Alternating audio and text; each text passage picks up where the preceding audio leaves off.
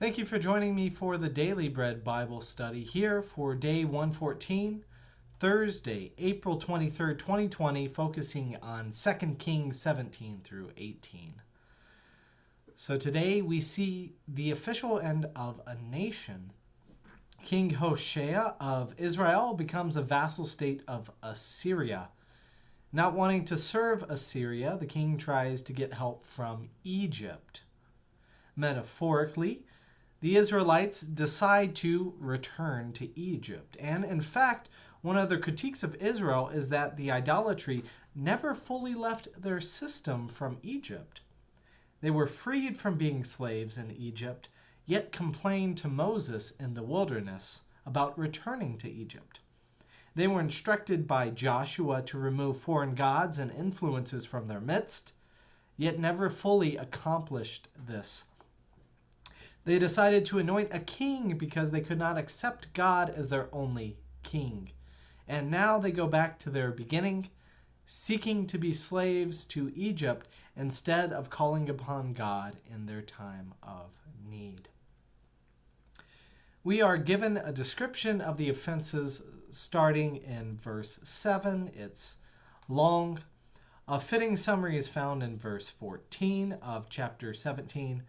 They would not listen but were stubborn, as their ancestors had been who did not believe in the Lord their God.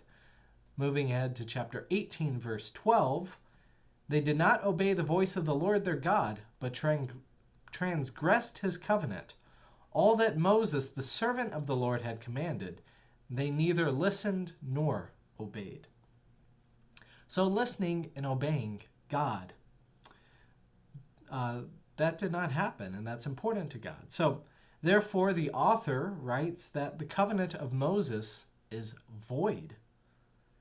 The Lord rejected all the descendants of Israel, as it says in verse 20 of chapter 17.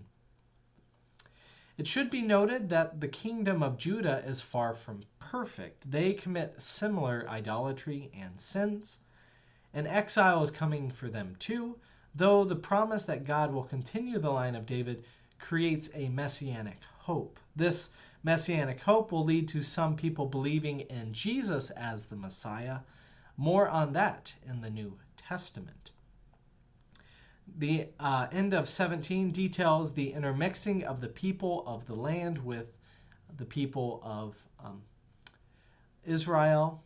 People with new and different heritage are settled into the area of Samaria, thus further removing the connection with Israel and Jacob. God is worshipped casually at best.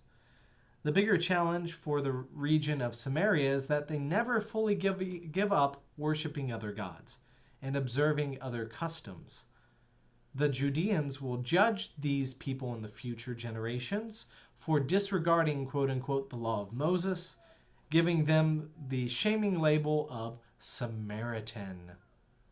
Like I said, more on this in the New Testament.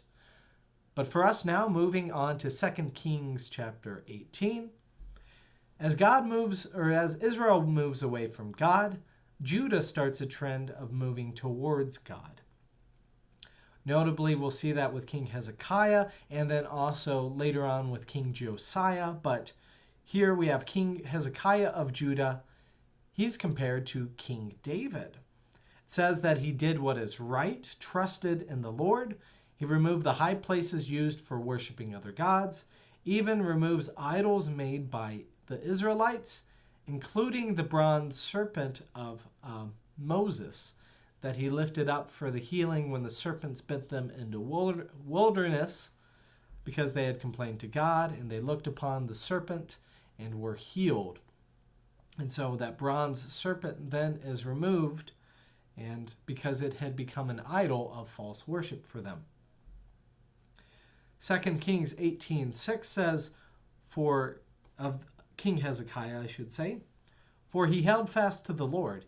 He did not depart from following him, but kept the commandments that the Lord commanded Moses. Now this will be tested as the king of Assyria will send forces to conquer Jerusalem in addition to Israel. 2 Kings 18:28 says, Hear the word of the great king, the king of Assyria. Thus says the king, do not let Hezekiah deceive you, for he will not be able to deliver you out of my hand. Do not let Hezekiah make you rely on the Lord by saying, the Lord will surely deliver us, and this city will not be given into the hand of the king of Assyria. Posed with those statements, what will the Judeans do? Will they give in to Assyria? Will they rely upon God to deliver them? Will God refrain from exiling Judah? We will see more about this when the story continues tomorrow. So that's all we have for today. Thank you for joining us for the Daily Bread Bible Study.